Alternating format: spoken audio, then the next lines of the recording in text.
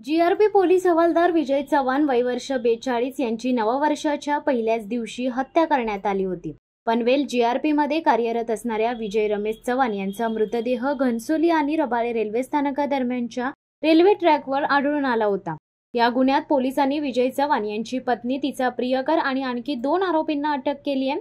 चव्हाण यांची पत्नी पूजा चव्हाण वय वर्ष 35 आणि तिचा प्रियकर निंबा ब्राह्मणे वय वर्ष 29 यांनी कट रचून विजय चव्हाण यांची हत्या केल्याचे समोर आले।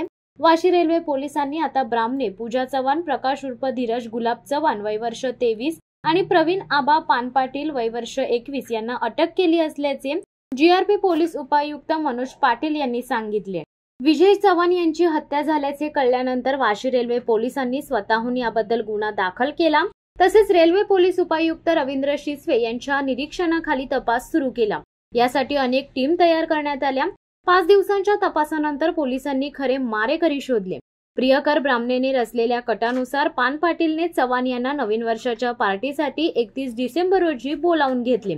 चव्हाण आल्यानंतर त्या दोघांनी धीरजच्या इको वाहनात एकत्र बसून पार्टी केली। विजय चव्हाण मद्याच्या अंमलाखाली गेल्यानंतर ब्राह्मणेने तिथे येऊन रात्री 11:30 वाजण्याच्या सुमारास गळा दाबून त्यांची हत्या केली। यानंतर तिघांनी चव्हाण यांचा मृतदेह रेल्वे ट्रक नजीक नेऊन टाकला। या घटनेनंतर धीरज मात्र भेदरला होता, त्यामुळे ब्राह्मणांनी त्याला इको वाहन घरी नेण्यास सांगितले। धीरज आपली गाडी घरी घेऊन आला। याच दरम्यान ब्राह्मणे आणि पानपाटील रेल्वे ट्रक शेजारी तब्बल 4 तास थांबले। सकाळी जेव्हा पहिली ट्रेन यायला लागली तेव्हा त्यांनी चव्हाणचा मृतदेह रेल्वे ट्रॅकवर ठेवला। लोकल अत्यंत जवळ आल्यानंतर मारेकऱ्यांनी केलेले हे कृत्य मोटरमनच्या निदर्शनास आले। मोटरमनने या घटनेची माहिती आरपीएफ जवान आणि वाशी रेल्वे पोलिसांना दिली।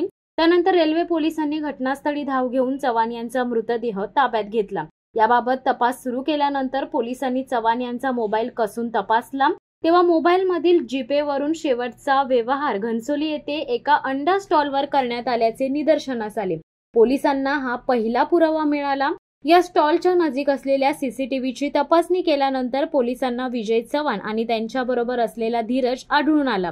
तसेच चव्हाण यांनी शेवटचा व्हिडिओ कॉल आपल्या मित्राला केला होता, त्यातही धीरज त्यांच्या बरोबर असल्याचे आढळून आले। याबरोबरच धीरज आणि चव्हाण यांची पत्नी पूजा यांच्यात फोनवरून वारंवार संभाषण झाल्याचे पोलिसांच्या तपासात समोर आले।